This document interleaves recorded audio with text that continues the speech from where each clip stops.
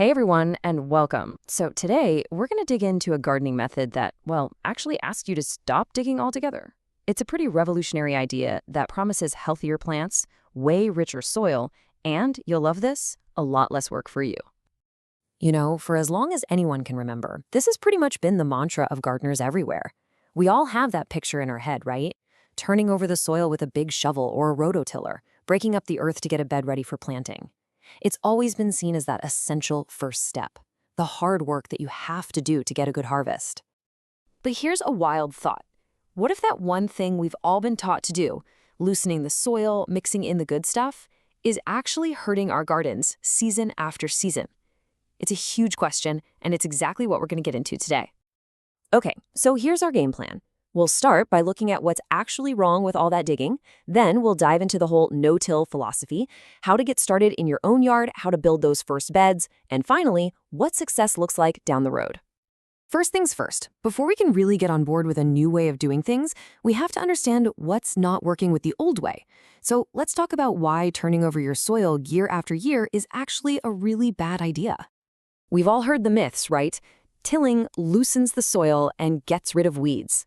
But the reality is, it completely pulverizes the soil's natural structure, and it even creates this hard, compacted layer right underneath where the tiller blades go. And get this, instead of killing weeds, it actually churns up all these dormant weed seeds, bringing them right to the surface where they get all the light and warmth they need to sprout. A whole new crop of weeds, just what you wanted, right? And the scale of life we're talking about in the soil is it's mind-boggling. In one single teaspoon of healthy soil, there can be up to 1 billion bacteria, not to mention miles of fungal threads and thousands of other little critters.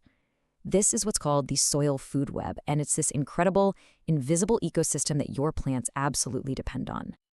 This quote just says it all, doesn't it? Tilling is basically like setting off a bomb in that soil ecosystem.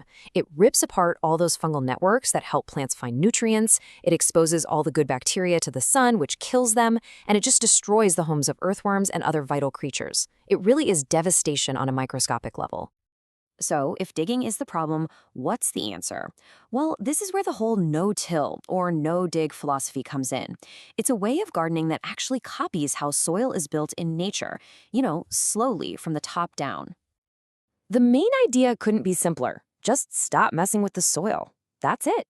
Instead of digging your compost in, you just lay it on top. You build up healthy, fertile soil by adding layers of organic stuff like compost and mulch, kind of like how a forest floor builds soil from all the leaves that fall.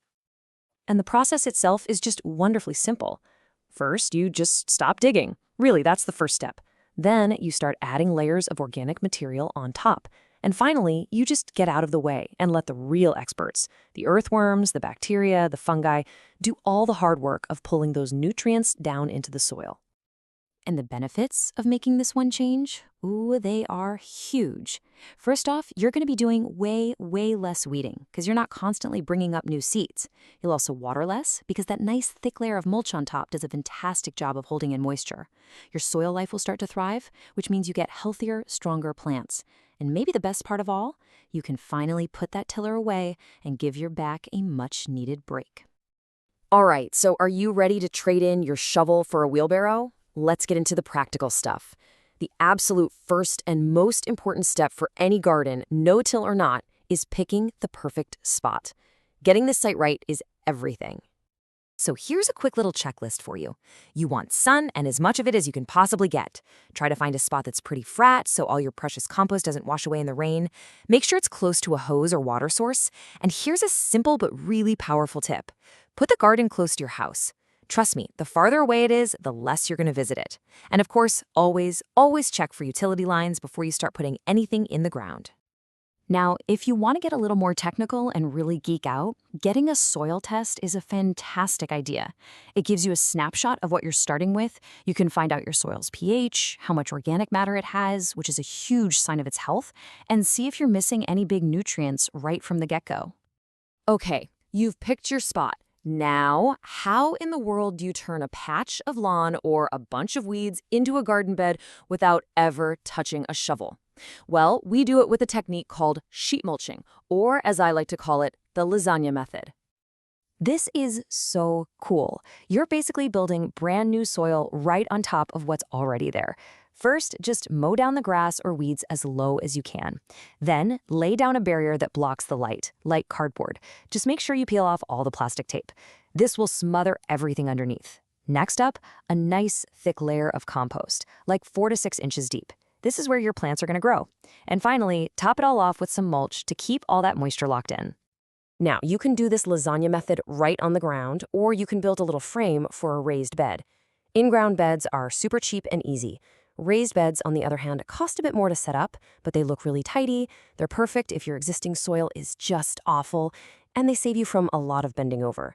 It really just depends on your budget and what your site is like. And here's a fantastic tip from the pros. They often make their beds about 3 feet wide or 75 centimeters. Why? Because you can easily reach the middle of the bed from either side without ever having to step on your precious soil. You combine that with some 1.5-foot paths, and you've got a super efficient garden layout. Let's talk about the long game now, because the real magic of no-till gardening isn't just about what happens in that first year. It's what happens over time as your whole garden system just gets better and better. Look, that first setup is definitely the hardest part. Hauling all that compost and cardboard is real work. But here's the thing, that is the most work you'll probably ever have to do.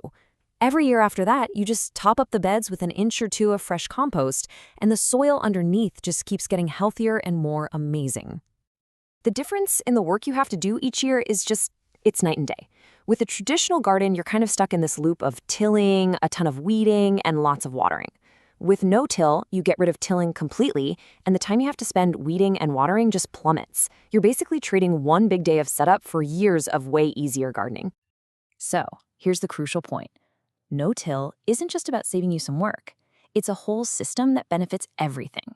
It's better for your body, it creates the perfect home for your plants, and most importantly, it feeds and nurtures the living soil that makes it all possible.